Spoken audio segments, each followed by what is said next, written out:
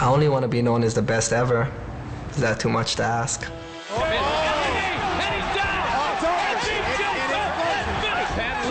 Left, right. And it stopped. It's over. And another big takedown. Goes Uno. Beautiful right hand. Uno. Wow. I think looking back now at my career, you know, I just relied all on technique and I was cocky. I didn't think I needed to be in that kind of condition. I kind of wish BJ was in shape to go 5 rounds. I was looking for 5 rounds. Everybody's all, BJ is not in shape, doesn't have cardio, this and that. Going to the Jens Pulver fight, I was a new man. Delivering punishment to Little Evil. This is where BJ is so dynamic, Joe, one of the best in the world. Took a deep breath and was like, okay, here it is for everything. For the last 5 years of listening to you run your mouth, this is what you're gonna get right now. Oh, that's soft, that's soft. And it's over! Oh, BJ Penn chokes out Jens Pulver! I really am in the best shape of my life. For the last 1 whole year, I've been training hard and training like a professional. And I gotta say, I mean, I'm pretty damn confident right now. I think he's fought some of the best people in the world, and that's given him some confidence. And that's what I'm gonna have to break. He's got a guillotine. Can he do it? He's got an arm in. It is tight. Tap. Joe Stevenson is victorious. Yeah, he brings a lot of stuff to the table, but it's just like the same position that Jens is in, you know, just wrong time to fight BJ Penn right now. I've never been scared to fight anyone, and I'm not going to be scared now. I went 5 rounds twice already.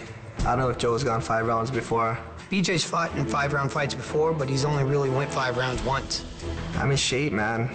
Let's make it a 7-round fight. Whether it's a submission, TKO, a knockout, cut, anything, I'm going to try to finish it each and every round. These people aren't gonna pay to see BJ Penn decision, Joe Stevenson. They want to see me put him away. That's what I'm gonna do. I'm gonna try to beat him the first. I'm gonna try to beat him the second, third, fourth, fifth. At the end, my job's gonna be done, and I know I'm gonna give it everything I got, and I know my hand to be raised. Now I train like a champion, and I live like a champion. Now I deserve to have that title.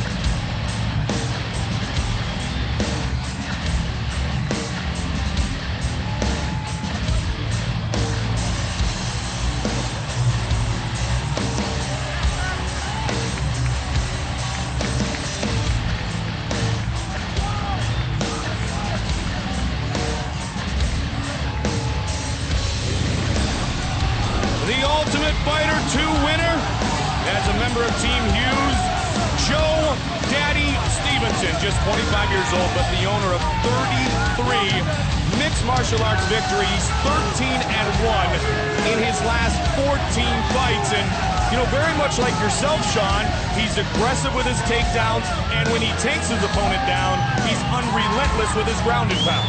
I mean, you have to be. I mean, you get an advantage like a takedown, you got to take advantage of it. And, you know, I've known Joe for a while, and I remember fighting with him back 7-8 years ago. He's come a long way since then on a great fight win streak, you know, getting ready to fight here for the UFC title, and he deserves it.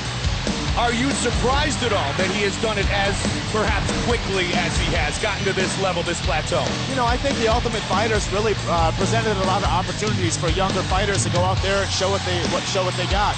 And what you do from that point is pretty much up to you. And he's made a lot of adjustments in his training, training with Big Bear and training with a lot of great fighters up in Big Bear too. So it's all about what you do with your opportunities. Sean, if you were in Joe's corner right now, and you were talking to him and you were coaching him in this fight, what advice would you give him? How would you approach this fight if you were Joe? If I was Joe, I would try to attack BJ's cardio. You know, that's always been an issue with BJ, is cardio.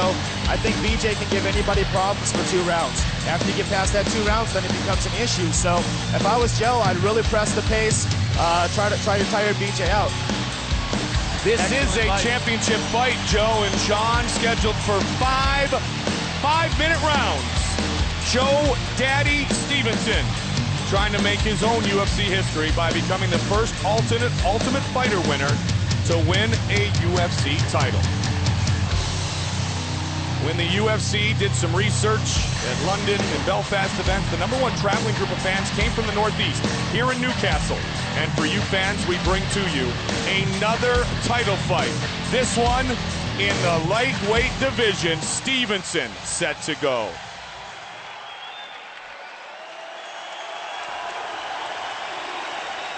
They love the prodigy.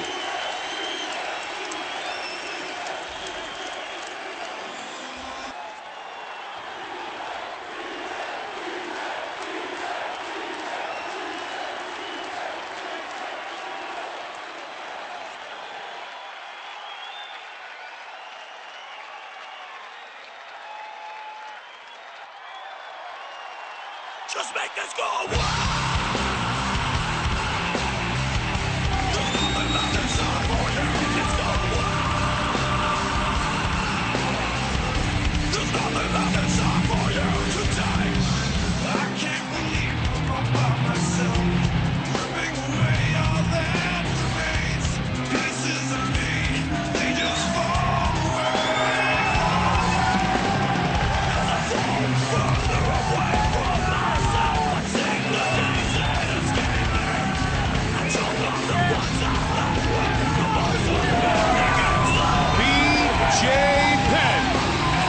Big Island. He is a hero in Hilo. And it's interesting as you get into the mind of BJ Penn coming into this 3rd attempt to be the lightweight champion, because he's had 2 failed attempts before, the loss to Palmer, the draw with Uno. I think that the thing most appropriate that he talked about, Joe, is that not only is he training and preparing, but he said he is living like a professional now. Well, he's so talented physically that I think that he's kind of, in earlier stages of his career, he took that for granted. He's able to do so many freaky things. I mean, his control with his legs is one of the most unusual things you'll ever see in any MMA fighter. He can do just incredible things with his legs, controlling guys' bodies from the back, you know, from his back, controlling their back. And his jiu-jitsu, his striking, his ability to take a punch, he's a very unusual fighter. And because of that, because things have come so easy for him, I think there was times in his career where he slacked off. The loss to Matt Hughes was a big wake-up call for him. And I think he has really changed all that now. He realizes he's getting towards the tail end of his career. If he's going to establish a legacy, now's the time. I mean, he has all the potential in the world. The reason why people appreciate and respect him so much is because of that potential. I mean, people are standing up right now cheering for this guy. He finally said, Sean, what am I doing? I can be a legend. I can leave a legacy for myself, for my family, for the islands of Hawaii. I can be one of the greatest ever, and he plans on proving that tonight. Yeah, I mean, you know, he's lost a couple of his last fights, and sometimes, you know, when you lose a fight, you learn a lot more than you do if you win a fight. Maybe those losses came as an eye-opener for him. Let him know that he's got an opportunity here that not a lot of people have, and with the evolution of the sport, you're not going to get things for free. And if you want it, you got to work for it. Sean Shirk will face the winner, but tonight, either BJ Penn or Joe Stevenson will lead as the UFC lightweight champion. Our tale of the tape for this, the main event of the evening. Joe Daddy Stevenson, 25 years old, 4 years younger than BJ Penn. Penn is 2 inches taller, but the reach is identical, and they both weighed in at 11 stone. For the official introductions of this lightweight championship fight, once again, here's Bruce Buffer. Ladies and gentlemen, this is the main event of the evening. Two UFC lightweight warriors have now entered the world's ultimate proving ground for fighters, where tonight only one will leave the champion. Our three judges scoring this fight at Octagon side are Doug Crosby, Jeff Mullen, and Tony Weeks. And when the action begins, our referee in charge of this contest is Herb Dean. And now, this is the moment you've all been waiting for. Live from the sold-out Metro Radio Arena in Newcastle, England. It's time! 5 rounds for the UFC Lightweight Championship of the World. Introducing first, fighting out of the blue corner. This man has 33 wins with 7 losses. He stands 5 feet 7 inches tall, weighing in at 154 pounds, 11 stone. Fighting out of Victorville, California, Joe Daddy Stevenson! And now, introducing his opponent, fighting out of the red corner. This man holds a record of 12 wins with 4 losses and 1 draw. He stands 5 feet 9 inches tall, weighing in at 154 pounds, 11 stone. Fighting out of Wainaku, Hilo, Hawaii. Ladies and gentlemen, he is the former UFC welterweight champion of the world, the Prodigy, BJ Penn.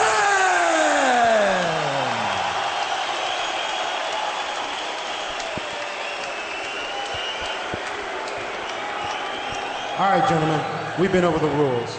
Protect yourself at all times. Follow my instructions at all times. We're gonna have a nice, clean fight. Touch gloves, come on, ready to do this. Wow, what a hero's welcome for the Hawaiian BJ Penn. Taking on none other than Joe Daddy Stevenson. Sean, how much danger is there of BJ underestimating Joe Stevenson in this fight? I think, you know, that's been a factor maybe in the past. You know, maybe he hasn't trained as hard for fighters as he should have. But just from the information I've got, he's trained pretty hard for this fight. And he gets some big strikes delivered early. BJ Penn looking to finish it quickly. Lightweight championship is underway. Joe does not want to wind up at his back, and this is where he is immediately.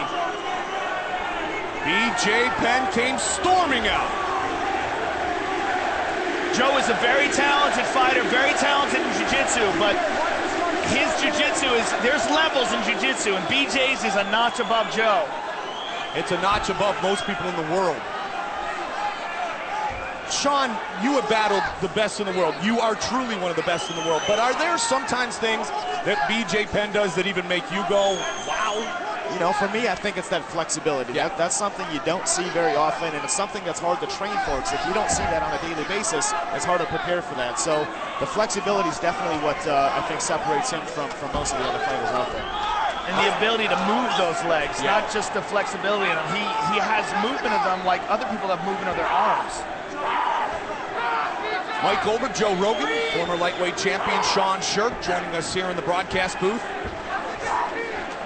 One will leave with the belt tonight. Sean Shirk will get a chance to get it back. BJ's pressing Joe up against the cage, and Joe has a desperate look in his eyes, trying to avoid that. Well, it was you know, the amazing thing in the fight with Jens Pulver was that BJ Penn kind of overpowered him and threw him around, and Jens admitted that.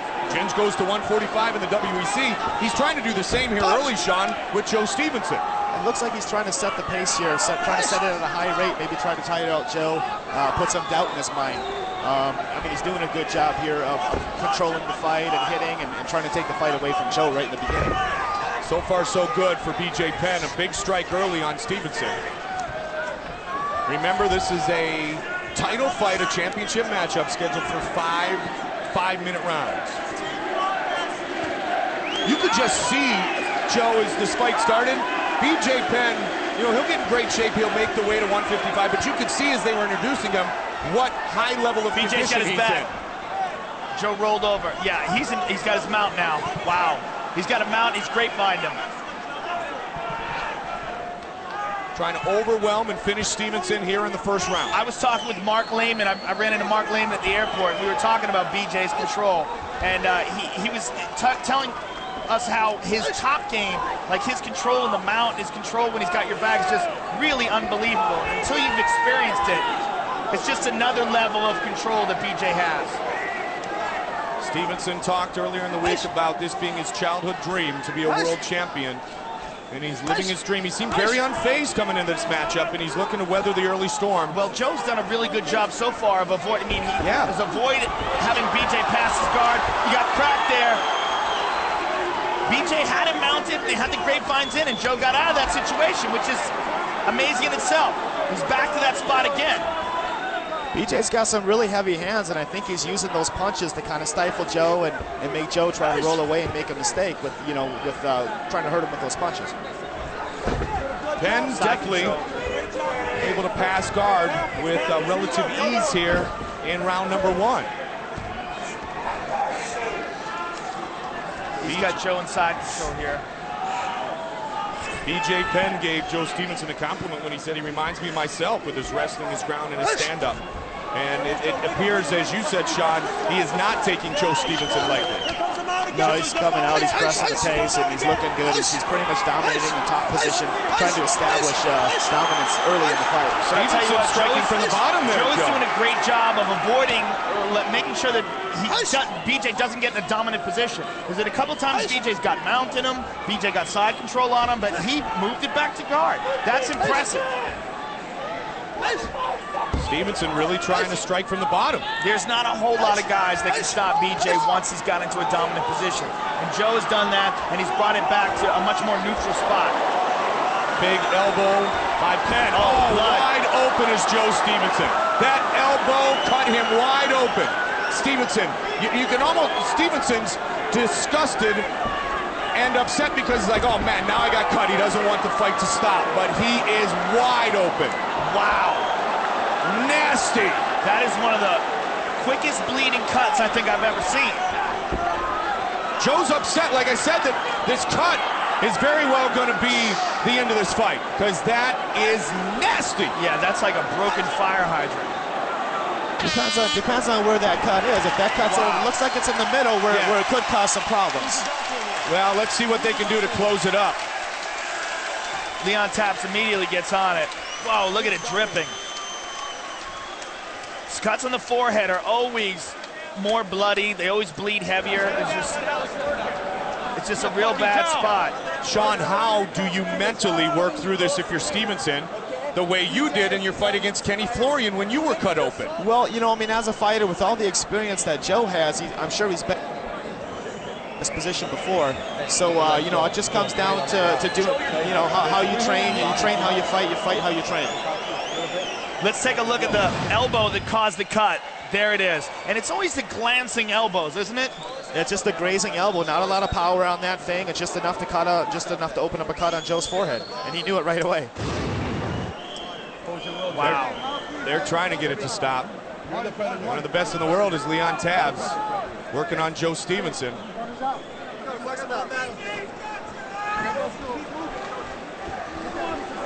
Fight will continue.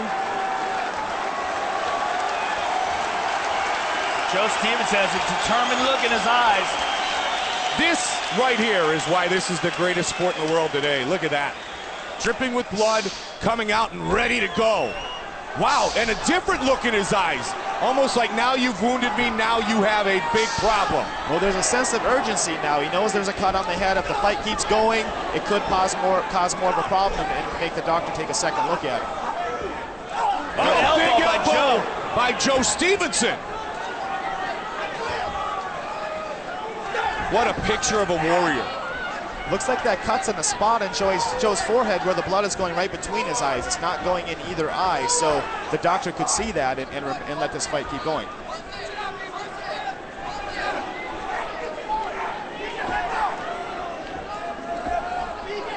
Wow, hands tight, moving around, wanting to avoid this fight going back down to the ground. BJ has excellent stand-up. Stevenson, with that urgency that Sean talked about, willing to exchange here. Caught him with a hook. Lightweight championship on the line.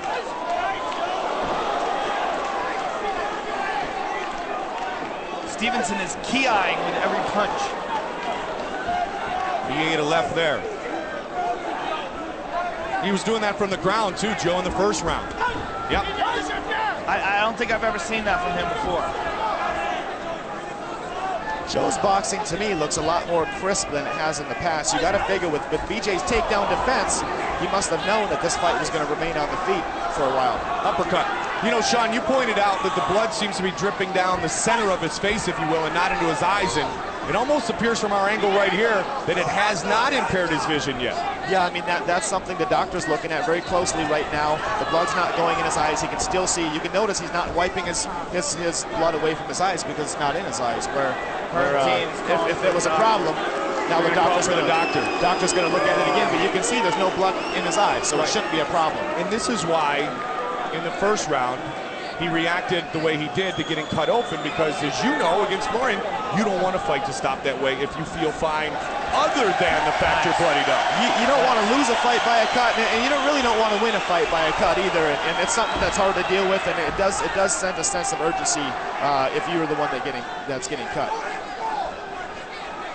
Both these guys are covered in blood now. Going to make them both very slippery, Joe, which is going to make a submission pretty highly unlikely. Oh, good uppercut, good right hand. Joe's in trouble. And BJ Penn has Joe Stevenson's back. Joe does a great job of rolling over. He gives BJ the mount, though. He's got to keep his composure here. That blood has got to be in his eyes now, but he's doing a good job. He holds on to BJ's wrist. He's going to roll, but he's got to be careful in giving up his back. Now, as you said, Joe, the blood is in his eyes. Big time. He's just got to be careful that in this terrible spot that he doesn't lose his composure and give up a bad position. He's mounted, but if BJ gets his back with full hooks in, it's the one submission and he's got him very flattened well out. in the fight. Joe rolls over on his back again. This is better. BJ's got his legs crossed underneath him, though. You see that? That's almost like a guard from the top, and that's a very strong mount there like that. When you have your feet crossed under and you can grip a hold of the guy's body, very difficult for him to shake you off. 90 seconds remains in the round. Another elbow. Oh, that's a big left. Slippery as they are, he's going to go for the choke. Well, you know what, Mike? The slipperiness actually helps chokes. He's got that one arm trapped. Notice that? BJ's really good at that. He traps that left arm. I mean, that's that physical dexterity that he has with his legs. He's got the choke. Here we go. That's it. That's a wrap. It is all over. BJ Penn is the UFC lightweight champion. Sean Sherk, how frustrating is that to hear those words? That's real frustrating. It's something I've worked real hard to get, and it's something I still feel like belongs to me. So looks like it'll be me and BJ next, and get that belt back where it belongs, right in Minnesota. Give us your thoughts on that fight. It's not going to go like this one did. You know, I feel like my boxing's better than his. My cardio's better. My heart's bigger. You know, I mean, anything can happen in a fight, though. Let's take a look at the beginning of the end. As soon as BJ had him mounted, Joe was in some big trouble. Rock solid mount by BJ. He rolls him over, gets his back, and in this position, the blood actually helps get the choke. It makes it more slippery. It helps that arm sink underneath the neck, and he's got it deep. What a great bit of heart and courage shown by Stevenson. But BJ Penn, the prodigy, has finally captured the lightweight title and becomes just the second man in UFC history to win a championship in 2 different weight classes.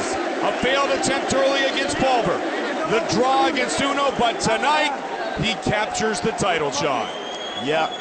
In dynamic fashion. I mean, he looked good. He looked like he was in shape. He came here ready to go. I mean, it could be a revamped BJ Penn. Well, you want nothing other than to face the best at their best. That's my job, you know? Good job. Fantastic. Catch your breath. Catch your breath. BJ Penn defeats Joe Daddy Stevenson. Stevenson overwhelmed with emotion. Good fight, Joe. He's got a bright future as well. Bruce Buffer has the official decision. Ladies and gentlemen, referee Herb Dean has called a stop to this contest at 4 minutes 2 seconds of the second round, declaring the winner by tap out due to a rear naked choke. And now, the new UFC lightweight champion of the world, the Prodigy, BJ Penn.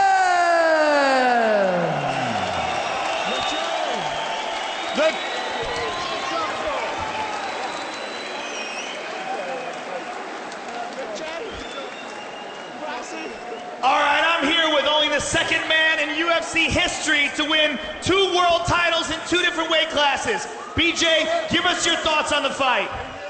Joe, he's a great guy. I knew it was going to be tough. I put everything I had into this. I want to thank everybody who supported the way everybody helped me train for this. You know who you are in your heart. I love you guys. I want to thank... Who else do I want to thank? I don't know, hey. Thank you for all the fans who supported me my whole life. Sean... BJ, everyone has always said that you have all the potential in the world, but now recently you said that you have really started to train like a champion. Is this the new era of BJ Penn? Look at my abs, you tell me. Look at that. What, is this new?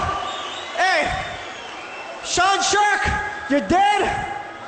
Hey, you want to know anything else, go to bjpenn.com. Sean Shark is actually coming into the octagon right now if you want to talk to him, BJ. Wow. Wow, the challenge. The gauntlet thrown. All right, Sean Shark, obviously you want to respond to that. You know, I mean, BJ can talk all the crap he wants to. I don't have any respect for BJ. You guys can boo all you want. I don't really care. That belt still belongs to me. You got one more fight before you're UFC lightweight champion. Here comes BJ. It's gonna be a good fight. Okay? Okay. I know, I can't wait to see it. Sean Shark, thank you very much. Thank you for responding. Thank you for doing the commentary. And I can't wait to see the fight. Number 2. What's up, Randy? Sean